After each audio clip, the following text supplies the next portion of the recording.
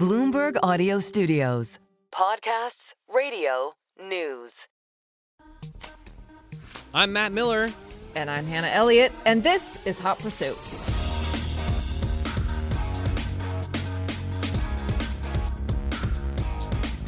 All right, Merry Christmas and Happy New Year. Happy New Year. Welcome back from Spain. Thank you. It's good to be back in this country. You don't know what you've got till it's gone. You know what I'm saying? Oh, I can relate. And I was in Denver for Christmas and happy to be back. How was the drive there? You drove there and back from LA. We escaped all weather. The way over, we spent the night in Grand Junction, and the way back, we did it in a single day. And we escaped all weather. It was snowing in Grand Junction on our way back, and we missed it. So how does a single day trip from Denver to LA, how long does that take? You can do it. You can do it. It's like 15 hours. It's 14 to 15 hours. The good thing is, which I didn't realize, but there's a time change. So you actually gain an hour of daylight going back west, which buys you some time. You did it in your Corvette? Oh, I saw a picture of you with a C3 Corvette. Yes. No, that would have been actually epic. No, I would not trust the Corvette or the Corvette's tires. So on that trek. So what vehicle did you choose for this adventure? We did that in a Porsche Cayenne GTS, which worked fabulously. A new one, though. Yeah. A new one. Oh, I see. Okay. So you didn't choose from the stable. Honestly, we would have, the truth is, we would have done it. We would have had a lot of fun. And I actually want to plan to do this another time. We would have done it in an old car or, 2014 era turbo, but didn't have winter tires on those cars. So, you got to think about the rubber. That makes sense. And the Cayenne GTS, I love that car. For a while, they stepped down to the V6, to let the turbo be the king of the jungle. But now they've gone back to the 4-liter V8, which is it's a great motor. Yeah. It's a great power plant. It rumbles, like it really lets you know, and it's really fast. So yeah, we had fun. There was I can't remember where I saw it, but someone posed a question, what's the perfect cylinder size? And I don't know if they were after power or if they were after fuel economy, but I think the industry has come up with essentially, if you're leaning towards luxury, if you're leaning towards shove, half liter is kind of the sweet spot for cylinder size. So that's why the 4-liter V8 is such a good power plant. Porsche uses that. Mercedes uses that. I like, the big jugs. So I like the Harley Davidson, 2-liter or S&S 2-liter twins, but apparently 500 cc's. And if I'm wrong, someone correct me, has been, sort of picked out by the industry in general. So a 3-liter 6, right? That's what Porsche uses, or a 4-liter V8. I also think, and I am not an engineer, so feel free to write in and educate me, but, that there is a end point to how much power you can get out of any engine, right? Yeah. They're not infinite things. And I don't want to say that particular configuration has been maxed out, but it does seem like it's at a really evolved point. And any further development might compromise other factors. Right, or could only that be yield true? like marginal. Marginal. Like you're better off trying to make the design of the car lighter or more aerodynamic than try to dial down that engine even more and more and more for very small incremental improvements. Right, and I mean, they keep doing it in the search for more efficient motors, right? Sure. So that's why they put the turbos on, and they're really high compression. But or you go hybrid. Yeah, I mean, bringing a battery in changes the equation completely. But we should have someone who really knows what she or he is talking about. Okay, well, that could be one of our goals for 2025. Yeah, in fact, if you have a guest, dear listener, if you have a guest who's like Kevin Cameron is the guy I would choose if this were a motorcycle show. But if you have like the Kevin Cameron of automotive, who can tell us, what's the ideal cylinder size? How far can they push it? I always say there's no replacement for displacement. But at some point, obviously, we're not working with 10-liter, 11-liter motors. So at some point, it doesn't make any sense to get bigger and bigger. I bet we could call our friends at BMW or Porsche or Mercedes or... How come they never supply us with like a good engineer? Why doesn't somebody... I think ask and you shall receive. In Stuttgart we need to give these guys a good engineer. I know. Or maybe from Porsche, Andreas Pointinger, we should try and get him on the show. And all right, so you got this ticket on your way to Pebble August. Beach, right? Yes, and a Lamborghini hybrid, speaking of hybrids, called the Revuelto.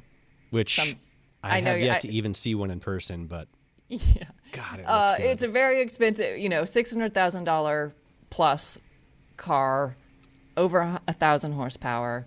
And yes, I got a ticket in the course of my doing research for our dear readers. Yeah. It was part of the job. You took one for the team. Yes. And so I did hire one of those legal fix-it firms to try to argue my case that I was not driving recklessly. It was an empty road in mid-morning, on a Tuesday. And this was the first time I was in the car. I was unfamiliar with its great power and dynamics. So that, unfortunately, did not work. Wait, you sent this lawyer for you to court, right? You didn't go to court yourself. I was not going to go to King County and argue my case on random days. That didn't seem like a great use of time. Also, I'm not a trained legal authority. So, yes, I hired someone on the advice of multiple people who had said that they had success. I've always had success that way. Right, basically, it's like the system is it's a bribery system. So you basically pay somebody who's admitted to the bar locally, and they drink beers with they'll judge all the time, so they figure it out, and you get a fine and no points. Also, I was going to say that's the key. You want to really avoid the points, especially in California. And I didn't have any points on my license. So I guess you do would now. like to avoid that. And that fee was $600 to make. I didn't know how much the ticket was going to be at the time, but that fee was $600. So I thought, okay, well, it's rather But the lawyer expensive. was $600. Yes. Wow, that's more than New York. Yes. Like 30% more. Yeah. So anyway, the lawyer succeeded in getting the court date pushed a couple times. So it was pushed, and then it was pushed again, rescheduled. And unfortunately, in December, the word came back down from on high that the ticket was not forgiven. The officer was in court each court date. He really had it out for me, and I did not get the ticket reduced, and I did get a point on my license, unfortunately. Oh, 1 point. 1 point. So that's really good. And I did get the money back from the legal firm, who were very sad that they didn't win the case, and they gave me a refund. And the cost of the ticket was like $485, which was actually less than the cost of the lawyer. So it's okay. It's fine. Learning experience. I think you can get, 4 points a year, right? Or 6 points in 2 years. Yeah, yes. And they go away after a certain amount of time. Yeah.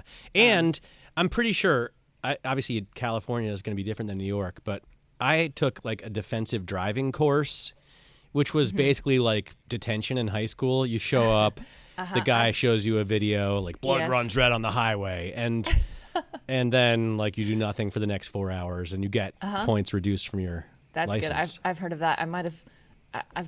I've sort of been privy to that. All right, so well, it's your first point. Yeah, it's my first point. That's not bad. It's a notch in my belt. Yeah. So I am going to be very careful driving because I don't want to get more, but. I thought you would appreciate that update. Yeah, I do. That's what I got. It's a bummer, but I'm glad that the lawyer at least gave you your money back because... Completely, because that would have been really annoying. And I think I am not like a New Year's resolution person at all, but someone asked me the other day, what's your New Year's resolution? And I just came out with, leave the past in the past. So I think that's going to be my resolution this year because it was like, it just came.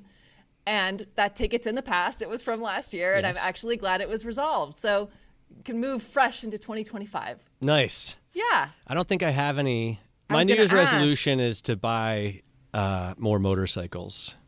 Okay. And focus on that. You ride motorcycles, right? But I do, but I don't own one at the moment. And honestly, it's not a passion like it is for you. Yes, I've ridden for 10 years, but it's not a passion in the way that I know true riders have the passion to I do just it, need it for like mental you. health Yeah, purposes. that is a real thing. It's not something that lives in my brain, but I know that it's a real thing. By the way, remember, I think a couple weeks ago I said my goal for 2025, I guess I do kind of have a okay, resolution. let's hear. It was to ride motorcycles with you. Remember? Oh, yes. Of And course. did I tell you about the invitation I got for February? No? I was invited to Austin to ride the whole new Harley-Davidson 2025 lineup. Oh, awesome. That's great. So maybe you can should go with do me. it. When in February? End of They say. February. Okay. That could work. It'll be my first Austin trip of the year before the GP, which is a month later. So cool. I'm looking forward to it. Are you going to the GP too? Yes. Cool. That's great. 100%. It's so much better in America because nobody goes in America, right? So if you go to a MotoGP in Italy or in Spain, they're packed. And even if you get into the paddock, they're completely heaving. And to use a British expression, and the pilots want nothing to do with the public because they're just swamped. Sure. But in Austin, since no one knows what MotoGP is in America, they're empty. And you can just walk into the garages and everybody's happy to pose for a picture. You know what that makes me think too? No line for the bathroom, which is a very mundane thing to think, but also a nice perk. Yeah, for sure. No line for anything, which is great. All right. I had a chance to sit down with your husband.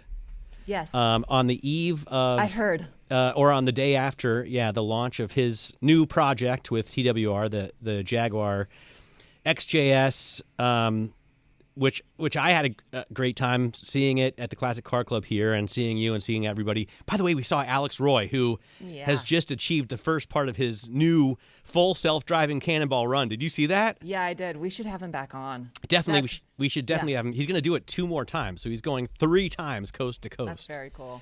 Anyway, I did the interview Yeah. of Magnus Walker myself, and we want to play that for the listeners right now.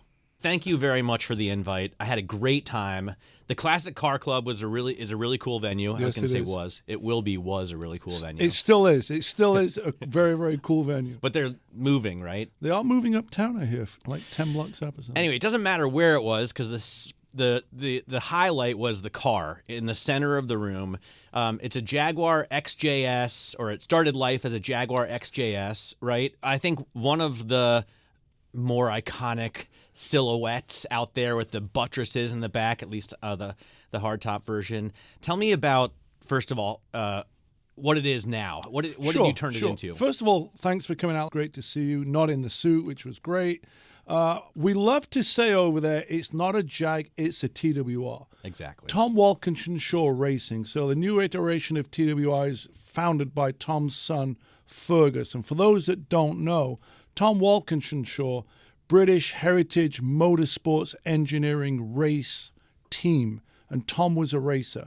Won the British Touring Car Championship in 84-85. But the real claim to fame is they were Jag's Motorsports division, and they won outright at the 1988 Le Mans 24-hour with Jag. TWR also helped develop the iconic XJR, XJ15, and the Holy Grail Jag, the XJ220. These were all developed through TWR in conjunction with Jag. So what we debuted was the East Coast debut. The global debut was in LA on Tuesday, November 19th. What it is, it starts life as it's a resto mod, I guess you would say. It starts life, the donor car is a Jag XJS, which we know followed the iconic E-Type. The E-Type Jag was the most beloved car, and the XJS followed it and actually never lived up to the success that the E-Type had. But it was in production for 21 years and ironically sold more units than the Jag, but it just never had the umph and sort of iconic status of the Jag.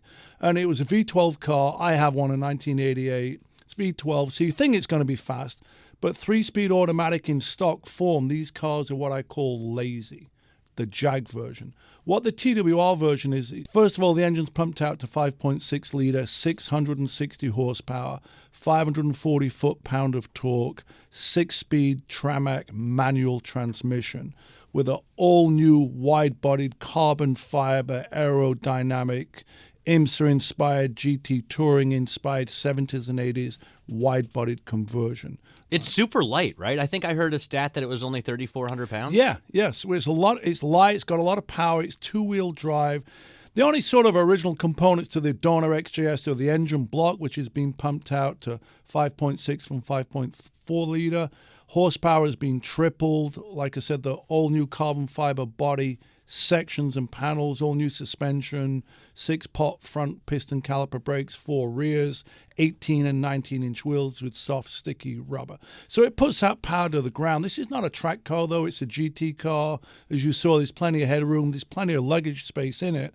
And it's an extremely well put together, balanced car that I've been a design consultant on for the past 2 years. And ironically, I'm a Jag guy. It must be like a British thing, Brits abroad. I've owned Jags, I've owned E-Types, and I'd always wanted to do a hot rod XJS. I even spoke to Ian Callum about it when he was still chief designer at Jag, probably in the 5-6 years ago. Even Jag Heritage liked the concept of doing this project because no one's really messed with the XJS. Listers race them, TWR race them, and it's kind of a forgotten car. In a sea of resto mods, obviously the Porsche 911 is king of the hill when it comes to resto mod. You are branching out because, well, at least a lot of people know you as a Porsche guy, right? Urban Outlaw and your warehouse, your shoes match. Your shoes match the car. Your car. So Jag, it seems to me a little bit of a diversion for you. But I guess you actually have owned many cars. You've had Mopar cars. Yeah. You have a Rolls. You have a Corvette. Right. So copying Hannah to some extent. But you aren't just dedicated to 911s only. No, I'd always been that way. I'm known as a Porsche guy, but even 20, 30 years ago, I owned the Mopars. I had 269 Super Bs. I had a 65 GT350 Mustang replica.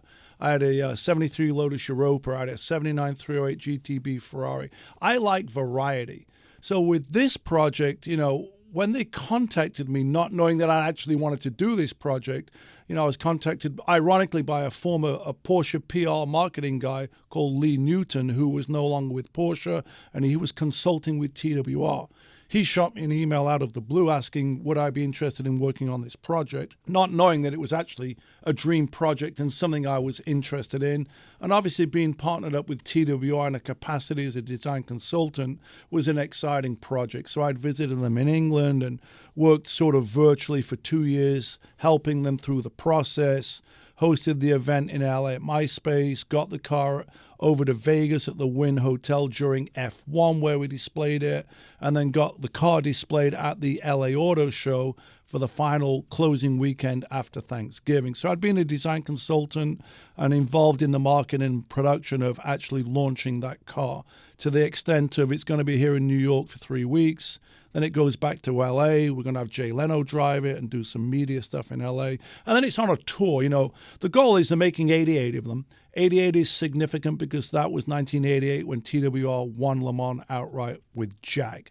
So it's a bespoke, customizable car of which 88 units are going to be produced. So my take on it, which doesn't matter, but I'll just give it since this is my podcast. Yeah, of course it matters. I think it's so sexy. The finished product is beautiful, and it really drives me in some ways to want to get out there and do a night drive. And you've done a night drive video, correct, which I also love. So I encourage people to check out your night drive video. I think of the similarities or lack thereof with Singer, because you can buy a Donor XJS for pretty cheap. I mean, compared to a 964, right? Yeah, like $5 to $10 gets you behind the wheel of an XJS. And ask me, because I own one, I bought one for $7,500, and that experience is okay. The TWR, though, it's just on a next level of performance. As great as the car looks, first of all, when you hear it, the exhaust note, this raspy, throaty, equal-length header V12 exhaust note that comes out of the side, right behind the B-pillar, right behind your ear, is intoxicating and unexpected. And what we've noticed in the past 3 weeks of showcasing this car to the press, media, and potential customers is the message is the same. They love the renderings, but they're so impressed with how the actual physical car is.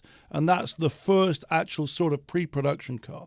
In England, they've been running a shakedown development car, a test mule, with all the same underpinnings, but not skinned in that or clad in that sexy wide-bodied carbon fiber body that's on it. And it's just the stance of the car, the silhouette, the way it all blends together with form and function. It's aggressive styling, but it stands out. When we had that car in Vegas at the Windsor and F1, literally in the casino next to $30 million McLaren F1s and various other cars, people were drawn to it because there's nothing really like that at that level of boxy Group B IMSA, late 70s, early 80s looking car. It's just a stance. I mean, it has a presence, but when you drive it, the way it handles and puts the power down, and the fact that it's manual and you operate it with 3 pedals, you know, your two eyes, your brain, and your 2 hands and 2 feet, it's intoxicating. It covers all the senses. Viscerally, you know, it sounds good, feels good, smells good, looks good. We took it on a drive around Manhattan, capturing some images down in Times Square, down past Rockefeller Center, and it's just unbelievable how people look at that car. And when you see it in New York traffic, surrounded by all that chaos, that silhouette, it's just intoxicating. I mean, I came back after the launch event, after the photo shoot, just pumped. I couldn't go to sleep. I was energized. So the other thing, though, is you can get a donor Lancia and send it off to Italy, and Camara will make you a hot-rodded version for like $800,000. Yeah, the old 37, which looks spectacular. Yeah, or you can get the 964 for $100,000 and send it to Singer, or I guess maybe they source the donor for you, but they just charge you like $2 million. This car, do you feel like it's underpriced? Because I think it's less than $300,000, right? Yeah, it's definitely underpriced for what it is, for sure. They would have sold just as many at twice the price. So, you know, it is underpriced. That's all I'm going to say on the price. Are there customizable options? I mean, can you... Yeah. I mean, you know, there's not a million options. You know, it's not like the Savile Row bespoke suit of what Singer is. There are certain options that are customizable. First of all, the body is all carbon fiber. So you can leave elements to the car and you can paint it body color, paint to sample color. There's options with leather interior. At this point, we're not doing like a track spec. It's a GT touring spec. This predominantly is a GT touring car, but it's geared to do 200 miles an hour. So, you know, you can customize it to a certain degree. It's not over-customizable, which reflects in the price point of where it's at. It's you say at this point, which makes me want to ask, what's next? You say you're going to make 88. I think you've already made a couple dozen, right? Well, this is the first prototype. There's currently today, there's over 20 of them allocated on order. This is going to be a process that takes about 4 years. They're going to deliver about 20 cars a year. I see. But down the pipeline, TWR didn't just race Jags. They raced Renaults and Volvos and various other cars.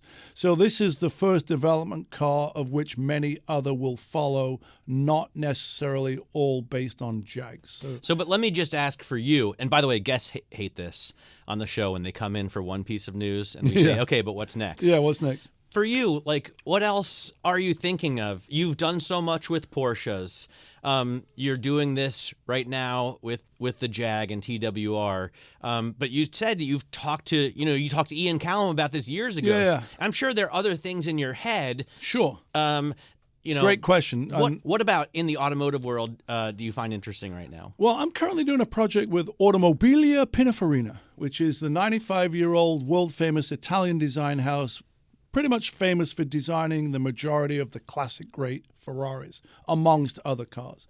And I've been collaborating on their all-electric Battista, which some may find surprising, the 2,000 horsepower all-electric Battista that's built on the Rimac Nevera platform, creating a one-of-one collaboration between Didn't you have one in your and living room for a while? Yeah, I do. I still have it there. It's in the office in LA. It's still there. So 2025, that one-of-one car will be unveiled to the world. So I'm super excited about that because TWR has been a great project. And Pininfarina is sort of also a spectacular project with a company that's perhaps the world's greatest design firm. So what's next for me in the automotive world is just collaborating in a way with other companies as a design consultant. I just like doing cool stuff with cool people. It's not necessarily has to be Porsche. I've designed and built a lot of my own Porsches, and there's other things coming down the road with what I'm going to be doing with Porsches in the following year. So I like to stay busy. I like to stay creative. Inspiration's all around.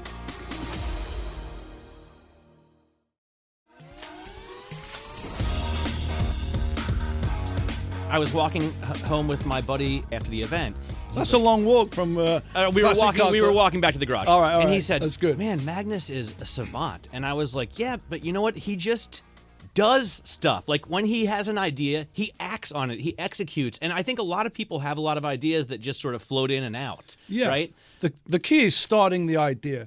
First of all, the idea I always say is something that can't be taught. You can't go to school and learn ideas. You can go to school and learn how to execute them, but the idea really comes organically from within, and you're either inspired or you're not if you're a creative person. And I find creativity comes in waves and rolls. Right now, I'm on this surgence of creativity through the projects that I'm inspired to do and the people I'm collaborating with.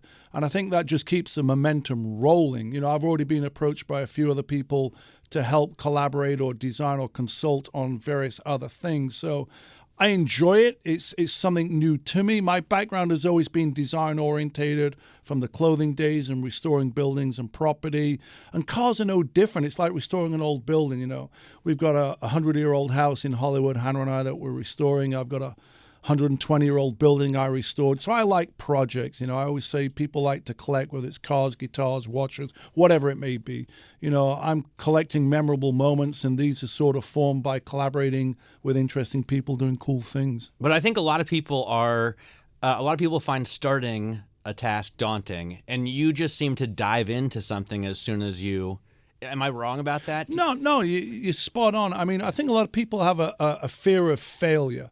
So they don't want to start because they're afraid of failing. It's like, is a glass half empty or half full? I think for me, coming to America 38 years ago, I still have that same mentality of nothing to lose and everything to gain. And I'm still inspired, and I'm still challenging myself to create. And it's not always there. It's not like turning the light switch on. But when something feels right, I'm 100% in. I'm 110% in. And if I don't feel that way, I'm not involved in it. I like to give my all because, to me, it's just something I'm inspired to do, and I want the best for the project, like with TWR. For me, I just love the car. I love driving it. I love the way it looks. It's been a great experience for me that I hope continues and opens the door to other ventures and other collaborations. Well, one of the things people often say about you is that you seem to go where the puck is going to go. Like, maybe I'm pushing the puck where I want it to go. That's what I was wondering. How do you think about that? Because you start, I don't play hockey, so I don't really think about the puck. You buy a neighborhood that's not hot, and then it becomes the hottest neighborhood. Or you buy a car that no one wants, and then everybody wants that car. So, how do you think that turns out? Well, for me, it's gut feeling. I'm not really too concerned about what other people think. Like when we acquired that building in downtown LA in the Arts District 25 years ago, I've been in the Arts District 32 years. I had a vision. I knew this place was going to evolve because I'd been in places like Soho and I'd been in London, and LA was just behind the curve. So I'd seen that trend. But for me, it's more about just doing things that I personally like to do or cars that I personally like to collect. Like I was acquiring short wheelbase 911s when you could pick them up for nothing when no one cared. Same thing with early 3-liter turbos. So I like to experience variety in whatever market is I'm interested in, whether it's watches, cars, or guitars. So ultimately, I've never bought anything as an investment. And one of my pet peeve questions is when people say to me, hey, first-time Porsche owner, what should I buy? What's going to be a good financial investment? Which, by the way, a million people probably say and I'm like, you're asking the right? wrong guy because I'm going to tell you invest in memorable moments and smiles per mile. And they go, well, you bought cars for 10 grand that are now worth 200. How did that happen? I go, well, I bought what I personally liked. I wasn't chasing a trend. I'm not trying to hit that puck where I think it's going to go. I'm not thinking that way. I'm thinking what inspires me. It's all about what inspires me, what motivates me, what I want to experience. And then later on, it seems to be, it's like I'm setting the trend. It goes back to the serious clothing days when I designed certain things that I personally like to wear that then became trendy. You're either creating the trend or you're following the trend. And trends come and go. So, you don't ever really want to be trendy. You always want to be one step ahead of that, but have your own style. So I'm all about expressing my own style, whether it's through buildings, art, the way I look, my hat, whatever it may be, right? I'm adding my own personality to whatever it is I'm doing. And that's the common thread to my story. The three things that I've done with some success, the clothing company, property development, and playing around with cars, I had no education in those fields. I didn't go to school to learn design or anything. Inspiration's all around, whether it's colors or textures or shapes, right? And it's how you interpret them. Throw them in the blender, things you're interested in, mix it up, and what comes out is your style.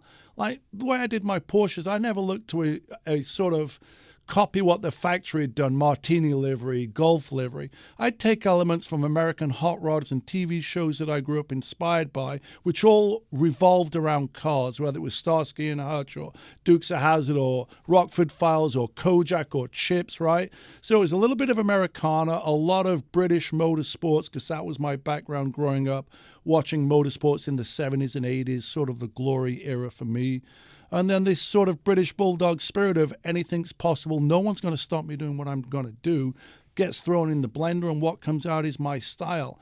And I've been able to create these styles, whether it was serious clothing or the Porsches that I've designed or the property I've sort of developed, into sort of this signature touch in a way of just being unique by not trying to emulate someone else, because that's kind of boring. You also don't look for, at least as far as I know, like the low-mile showroom condition examples, right?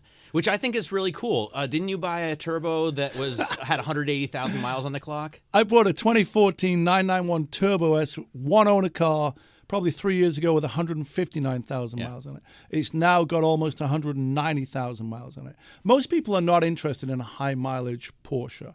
Like a Turbo S, the average mileage is probably 30, 50 might be high, but that's where the value is.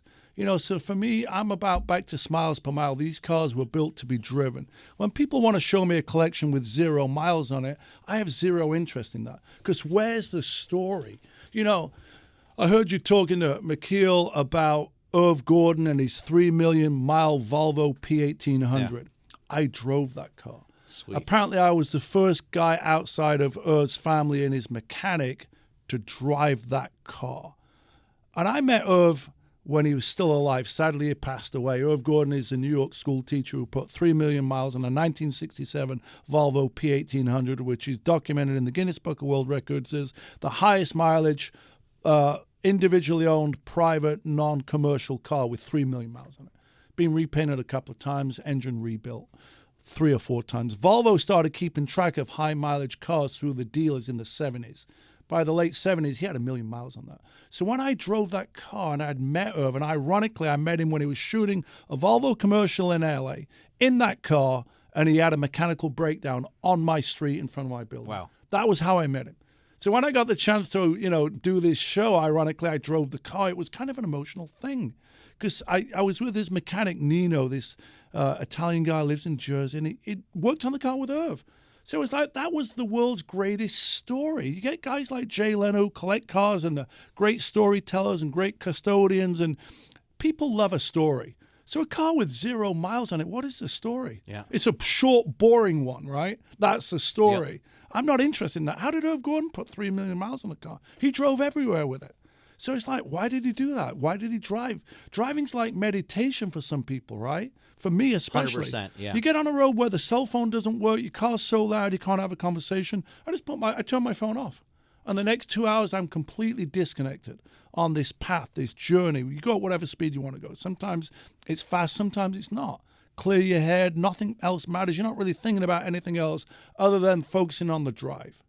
So that's the greatest thing about driving and why cars should be driven. They're built to be driven, right? Commuting's one thing. That's where self-driving, autonomous, electric cars make sense, especially, driving here in New York City. from here to Classic Car Club, right? It's 2 miles. You can walk quicker than you can drive it. So there's certain places where I'm not opposed to electric cars, autonomous driving. That's commuting.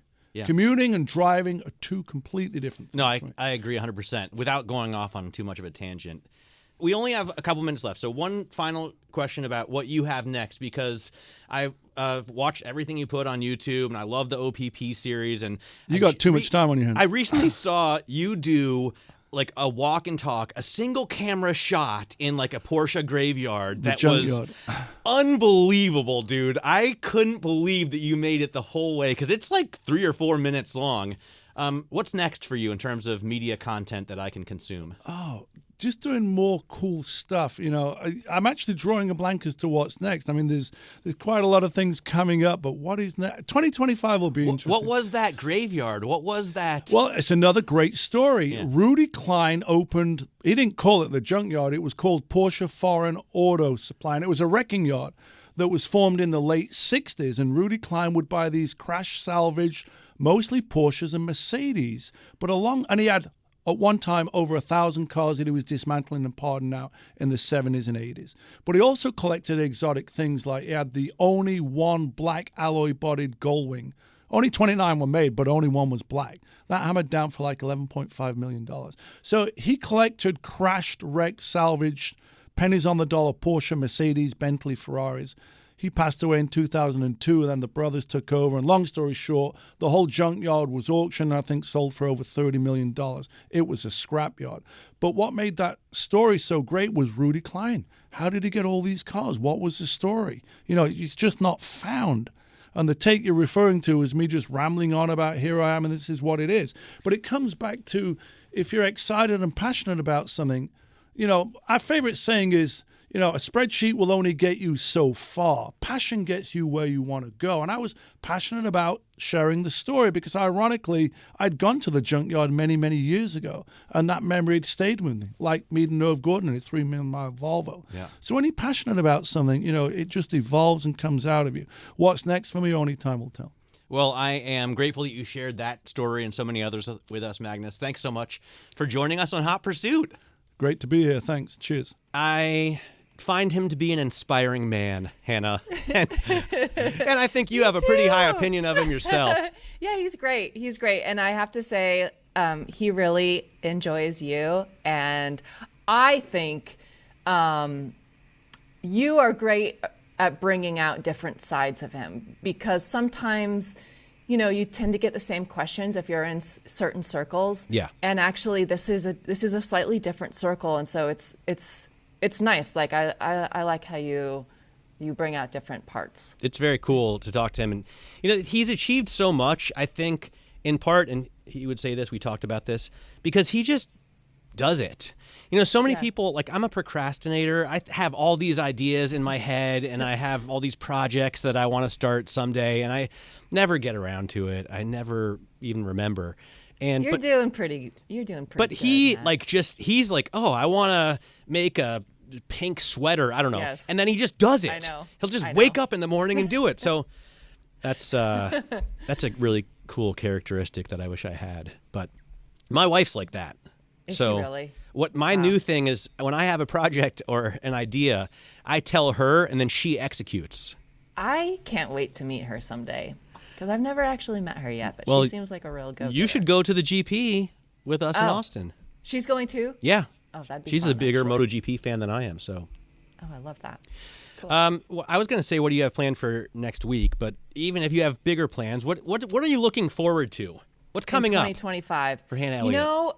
You know, I am looking forward to being back in New York in February. I'm coming back for an edit meeting with the Pursuits team, of course. So I'm looking forward to coming back, and maybe we can record some more podcasts together. I am looking forward to, I'm getting a Aston Martin Vanquish press car. Oh, wow. For the first half of January. So that's something we can really discuss. Yeah, that was fast that they came out with that. Yeah. I think it's beautiful. I mean, not that many Aston Martins aren't, but I think it's absolutely stunning. I know. I'm really, really looking forward to driving it and seeing what it's like, because, like, they're just gorgeous cars.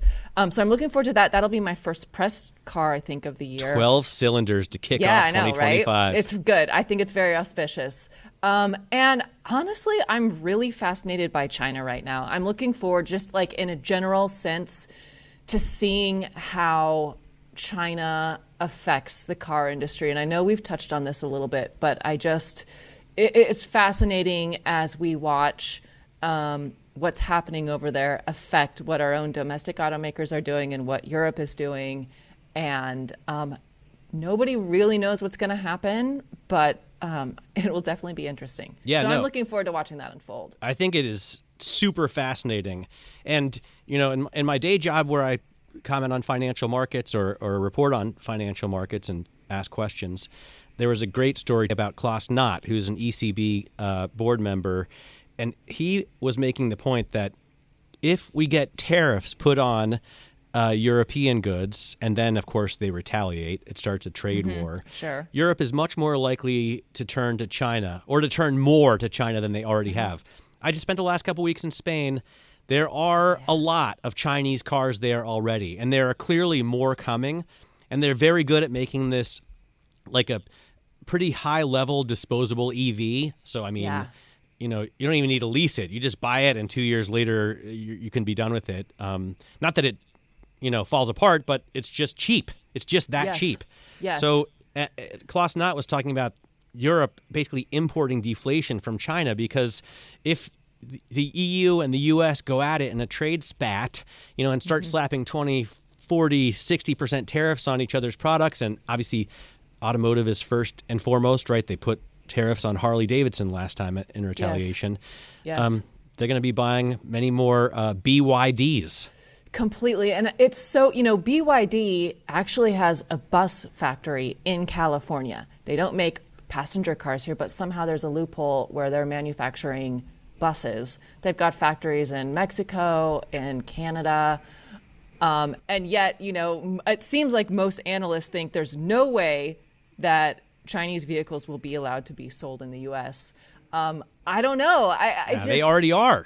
You already have, Volvo and Polestar. Sure. Of course, they are still putting cars together in Gothenburg in Sweden, but they have manufactured in China vehicles totally as well. By the way, speaking of bus, have you gotten a hold of the Volkswagen, the ID Buzz, the new electric? No, I have not seen it. I mean, I saw a early prototype like 7 years ago in Pebble Beach that they were letting press drive like on the beach, and that was a prototype, and that was the first and last time I ever saw one in real life. That would be Why do you ask?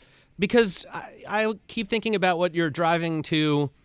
Obviously, the Cayenne GTS is a very good choice from LA to Denver. Yes. But the ID Buzz would be an interesting choice. Totally. Of course, the first concern is charging, right? But I go back to Alex Roy's Cannonball Run in the Tesla.